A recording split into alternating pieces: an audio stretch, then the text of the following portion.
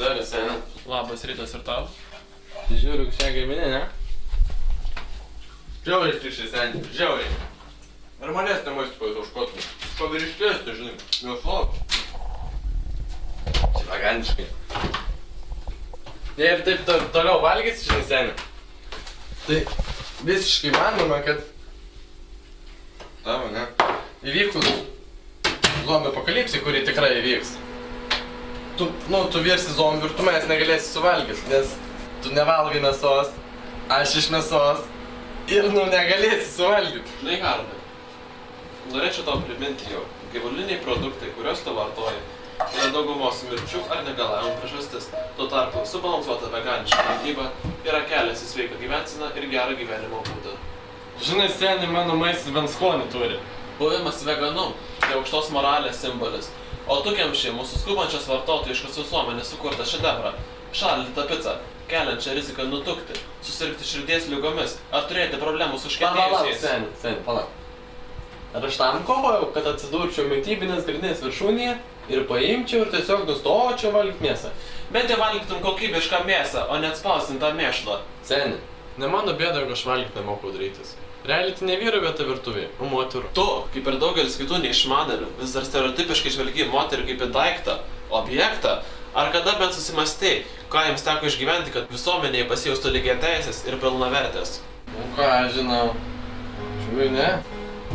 Manau, tave reikėtų supažindinti su didinga, tačiau vargu pilna moters istorija.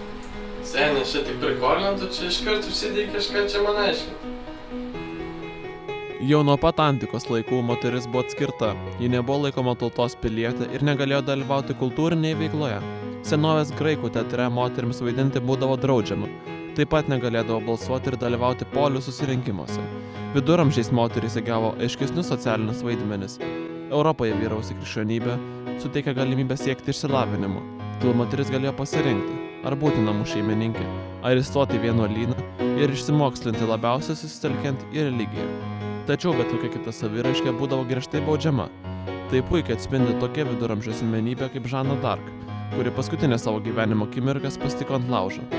Pradėjus plisti humanistinė ideologijai, kur iškėlė mokslo svarbą, moters vaidmuo vėl sumenko.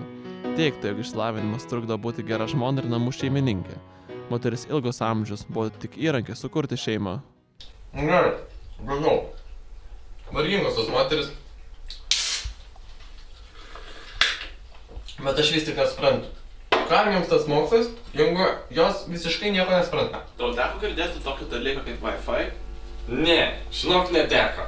Kaip nekeista, bet moterų žaidimai lengvina mūsų gyvenimą jau ne vieną šimtmetį.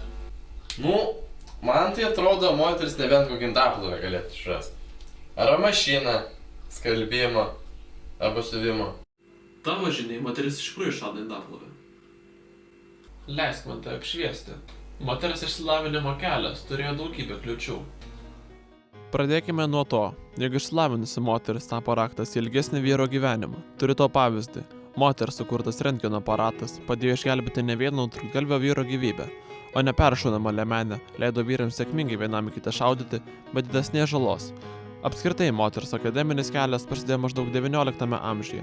Kylančios emancipacijos idėjos, plintanti industrializacija, reikalavo išsimokslinusios darbo jėgos. Tai atvėrė universiteto duris moterims. Toks pokytis reiškia sumenkėjusi priklausomybę nuo vyro, kitaip tariant, savarankiškumą. Šis reiškinys nepatiko to meto konservatyvių pažiūrų vyrams. Juntama grėsmė vyro, kaip asmenybės sumenkėjimui, iššaukė moters menkinimo politiką. Vyrai bet kokiais būdais bandė sustabdyti moters akademinį lavinimą.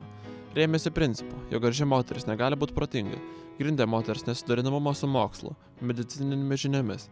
Jie netgi teigia, jog paaukota energija mokslo išvargina ir kenkia sveiko kūdikio gimdymui. Gerai, seniai, tu mane čia aišku žiauriai sudomina, bet biškis tiek neaišku. Tu čia kaliu mergas, ne? Bet realiai aš nelabai klausiausi, bet...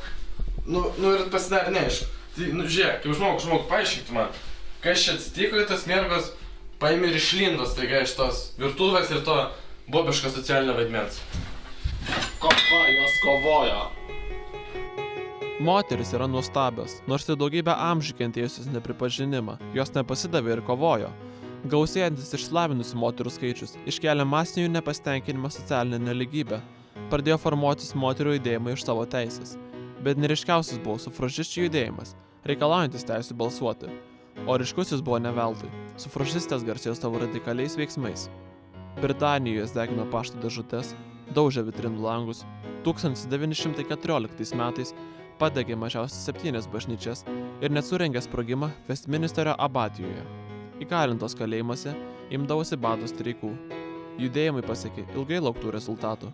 Po Pirmojo pasaulinio karo didelė dalis Europos ir JAV pritarė moterų balsavimo teisei. Tai buvo pirmasis žingsnis, po to sekė reprodukcinės teisės. Netrukus įsikūrė tarptautinės organizacijos, ginančios moterų teisės visame pasaulyje.